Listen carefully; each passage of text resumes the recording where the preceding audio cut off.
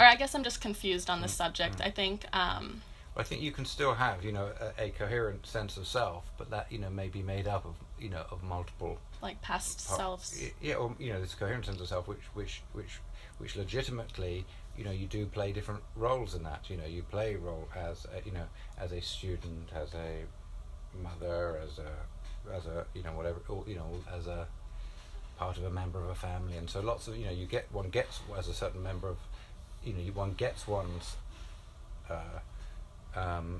sense of self from these different aspects, and so some of them are salient in different contexts.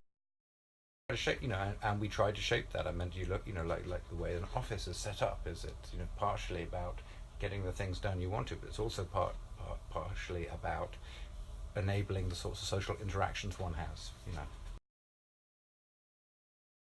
Information about people. The other is to identify some processes, so identify the types of ways we interact with our space and what we do with our space and why that's important, which does have has design implications. Okay. Interesting to know, it also reveals something about sort of the psychological perception processes. Mm-hmm. So for example, this idea that people form an impression of people's conscientiousness using cues that are accurate for conscientiousness, but then they also form a judgment of people's agreeableness using the cues that are actually diagnostic for conscientiousness. So that shows us the sorts of mistakes we make in our everyday perceptions of people.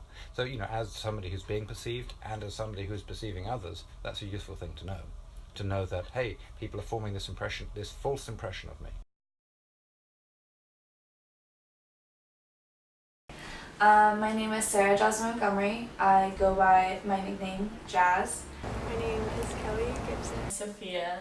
I am a senior journalism major, French minor at the University of Texas at Austin, and I'm also a photographer. I own my own small creative company called Rank and File, and I've had a lot of different internships.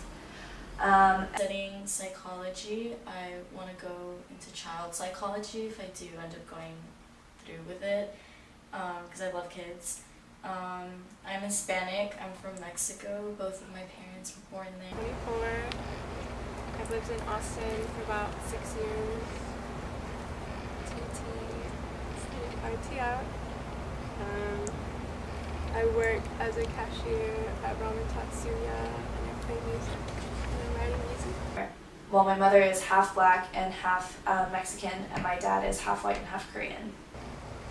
I'm passionate about. I'm finishing up my first mini poetry book, so I'm really excited about that. I've been writing poetry since I was about 7 years old, and I've never actually produced any body of my work for the public besides performing. Working on a series of mini zines with a few of my photography friends to use to raise money for girls in India. In a band called Weird Plants, and I sing and play the guitar. Becoming more involved in like the local music scene, and yeah, we got our name out there in our community. Which is the project that I'm doing with my boyfriend. It involves music, photography, video. It's like being formed. Okay. So we met like a year and a half ago. He has like a punk background. Have like an electronic sound vibe background, yeah.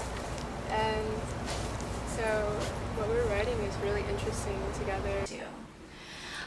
Okay, so with the projects I'm doing right now, mostly everything that I've ever done is self-taught or kind of influenced by the people around me.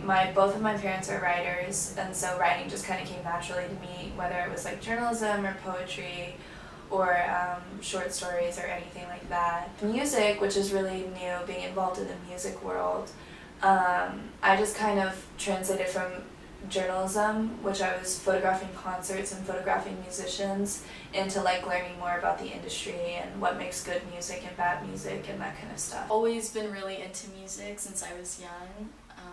I've like always sang or sung, and I picked up the guitar when I was 15. Because I saw this one girl playing a show, and she was just out there alone with her guitar, and she was amazing. I played classical piano growing up for like 12 years. Okay. I became very interested in music at like 16, 17, Mm-hmm.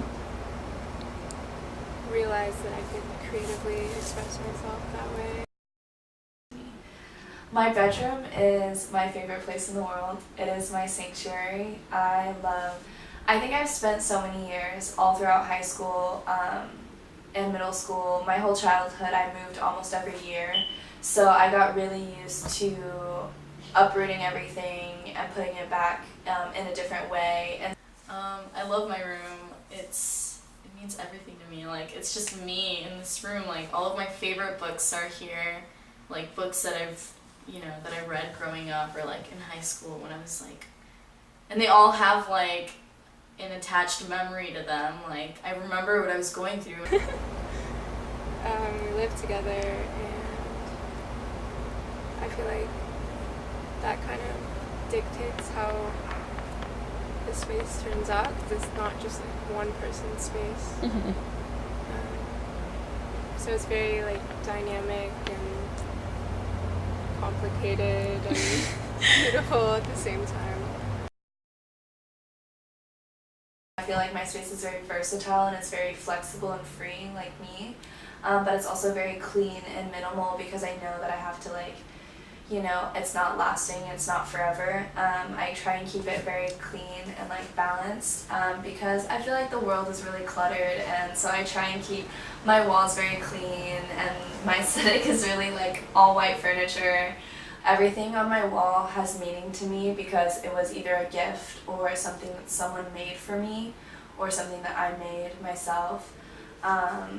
So a lot of my wall hangings will be from friends or my brothers or something like that. In addition to that, a lot of my other pieces are like vintage or antique from my grandparents or like my aunt or somebody who has passed it down to me. I don't love buying new things, even books. I buy a lot of old books. And then in addition to that, it's like a lot of my art supplies, it's a lot of the things that I work in, so it serves as like a physical constant reminder of the things that I'm passionate about and like my goals. When I get really stressed with school or I get really bogged down, I like can just look around my room and be like, this is what you love and this is what you're passionate about. So it really reflects the kind of my ideal self and like who I want to be and what I want to keep working towards. For sure, like everything I own in my room, like I got at a different like stage in my life, so you can see like the progression, like and how my taste has changed, but I've still kind of like maintained some of like my previous like Selves. Yeah, our selves, exactly. With things that inspire me and just remind me of things that I want to be doing or practicing or like manifesting. So Yeah. I feel like I'm very visual, and I put things in certain places for a reason, and it helps me like associate it with something else. So Yeah. I feel like that's kind of what it's like functioning as right now. I think that portrayals of young women in media are getting better, but they're still not where they need to be because I think women are still treated as, especially young women, as girls who don't know anything. They either don't know themselves or they don't know how to respect themselves, or they don't know, the way that they're presented. They're seen as very flippant and not very people who have a lot of integrity and stand their ground. And I think that the opposite is true. I think that women, especially young women, are so passionate and so grounded and strong in their ideals and their goals. And I don't think we get enough credit for the passion and the work that we put in behind the scenes.